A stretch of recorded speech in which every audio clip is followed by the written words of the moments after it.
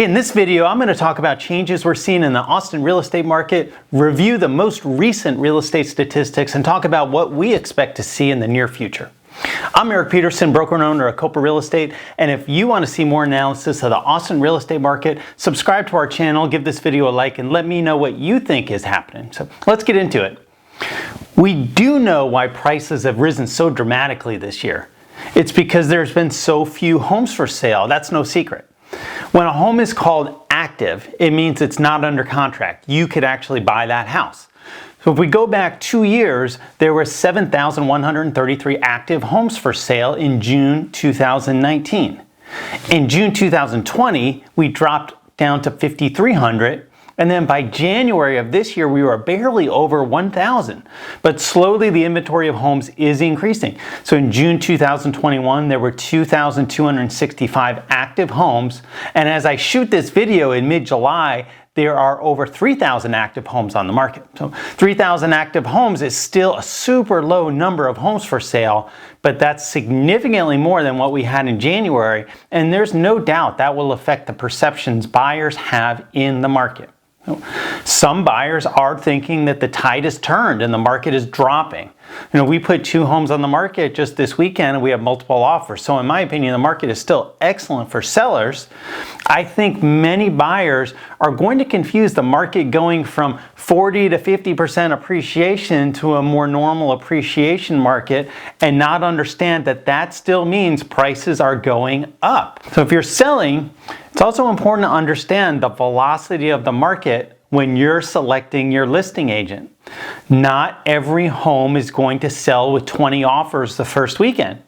And I'm seeing a lot of newer real estate agents and some veterans post on Facebook groups in a panic when their listing doesn't sell the first weekend and they don't know what to do. If I was selling my own house, I would want to hire a broker who's been through the ups and downs of real estate cycles and who can give you advice for the changing market we are in. So if you're planning to sell, you would benefit from attending one of our upcoming free online home selling seminars. See dates and signups at copaworkshop.com. We are seeing more price reductions and homes not selling. And in some cases, that's due to buyers going through just buyer fatigue and simply giving up. In my opinion, those buyers are making a mistake. Typically, we see a slower market in the late summer. We didn't know what to expect this summer. Would buyers pause their search to go on vacation, or would everybody stay home? And all you have to do is watch the news and see how crowded the airports are to know the number of people traveling has exploded. If you're buying, this is the best time to stick with it and get a home under contract. Other homes are not selling because sellers are pushing the envelope on price. In some instances, sellers are just testing the market. And if the home doesn't sell, they're going to lease it out again. So if you're planning to sell and really want to sell, you have to be careful about not setting your price based on homes with inflated prices that won't sell. And if you're buying, you need to be working with an agent who can help you evaluate the prices and see what strategy those sellers are taking. Many times a quick call to the listing agent will let you know how they arrived at the price and if there's really any chance of it selling, or if you as the buyer are going to be negotiating only against yourself if you make an offer. In the end, if you're a buyer, you must understand that seeing some sellers reduce the price may not be an indication of the overall market crashing. Right? Now, before we get into reviewing the statistics, whether you're a buyer or the seller, be careful who you are taking advice from. Some real estate agents will say nothing can slow the Austin real estate market down. Others say we're going to see a huge number of foreclosures and the market's going to crash. Right? It's a great example of confirmation bias, and the agents on either side will point to information that supports their position and ignore any contrary evidence. So in my opinion, to think Austin is immune from any macroeconomic financial challenges would be foolish. We may be heading into a period of higher inflation, higher taxes, and higher interest rates. That certainly would affect our real estate market. Now, when people talk about foreclosures, they expect I ask where they're going to come from. To have a market crash, you'd need to have a large number of sellers forced to sell where they are upside down on their home. Occasionally, I'll take a market segment and analyze the down payments they're using. So this is a chart from Cedar Park sales in May, where I just took a random sampling of 20 home sales to compare the sales price and loan amounts. So these are homes that sales at the top of the market. And to forecast future foreclosures, you'd expect to see buyers with high loan-to-value loans, which means low down payments, right?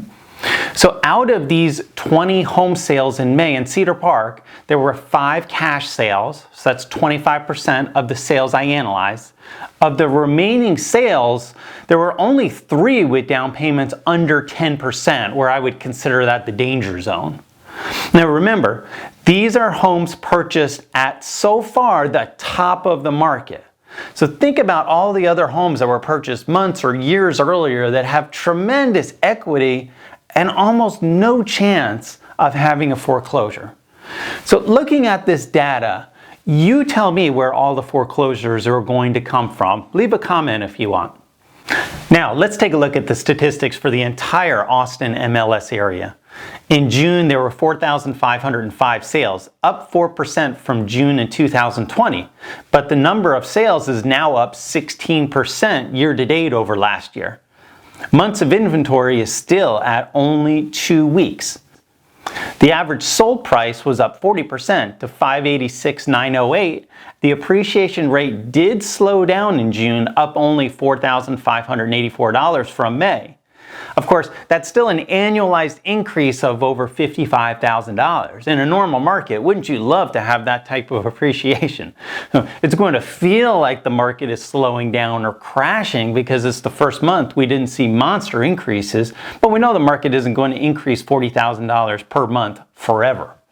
The average sold price per square foot increased to $276, which is $81 more than last June.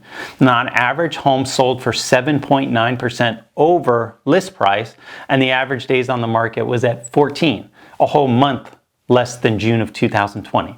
The median sold price was up to $473,000, which is $137,000 more than June of 2020 and $73,513 more than January this year.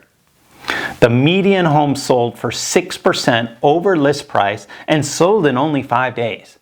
So the reason the median days on the market is lower than the average days is the average number of days for a home to sell can be more easily influenced by some homes staying on the market for a very long time, not necessarily an indication of the overall speed the market is moving. The median number of days is probably a better reflection of how fast homes still are selling. Now, let's talk about some real inside information about what's happening in this real estate market you won't see from anyone else.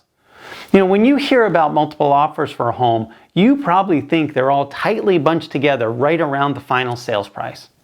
Well, this is a chart of about a third of the homes I've sold in the last 2 months. And the difference between the first offer and the second offers will surprise you. I've been talking about the real estate market being driven in part on fundamentals with a heavy dose of emotion from buyers and realtors.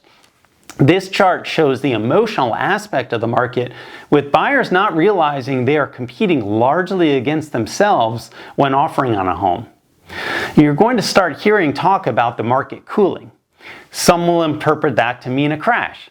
Now, I would compare it more to going from a Ferrari to a Maserati, not going from a Ferrari to a Pinto. Remember, slowing appreciation doesn't mean real estate is going to get cheaper. Personally, I'm bullish on the real estate market in our area. However, this chart demonstrates why some sellers will have trouble.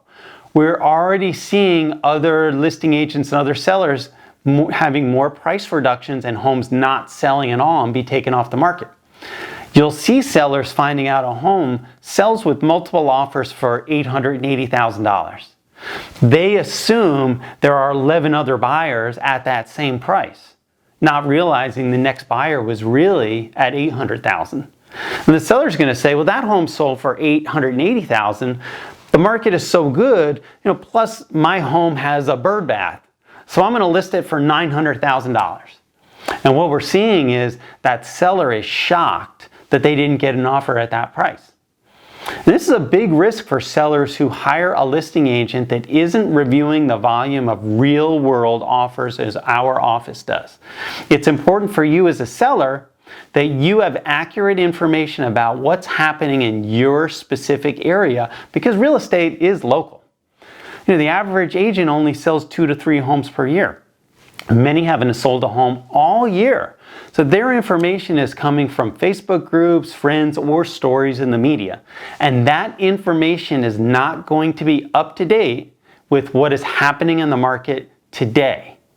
So we're already seeing homes listed by other agents not selling because our office specializes in helping people get their home sold after having a frustrating experience with another agent. We're beginning to get more calls from sellers who don't understand what's happening with their listing. All year, I've been very careful about not telling potential sellers to hold off listings because the buyer sentiment can change quickly. In the news, it's reported that we need 5.5 million homes built to have a balanced market between buyers and sellers. Others say a jump in interest rates won't have any impact on the market because even if half the buyers pause their search, there'll still be 6 other buyers making an offer. And maybe on the macro level, that's true. But remember, you're only selling one home. And this chart shows you the dangers in thinking that way because it won't take 5.5 million homes to make the price of your home go from $880,000 to $800,000. All it may take is one more home in your neighborhood for buyers to choose from. All it takes is one $880,000 buyer to get spooked by higher interest rates for you to be left with only an $800,000 offer. It's also hard for me to tell you what your home will be worth next year. Sellers holding off for one more year of appreciation may be disappointed. The overall market may appreciate next year, but for the $880,000 sale, what would be your basis to calculate the appreciation off? $880,000, $800,000, or somewhere in between? I probably couldn't sell that house again for $880,000. So it's hard for even me to know what to tell somebody about how that will impact the value of your home next year.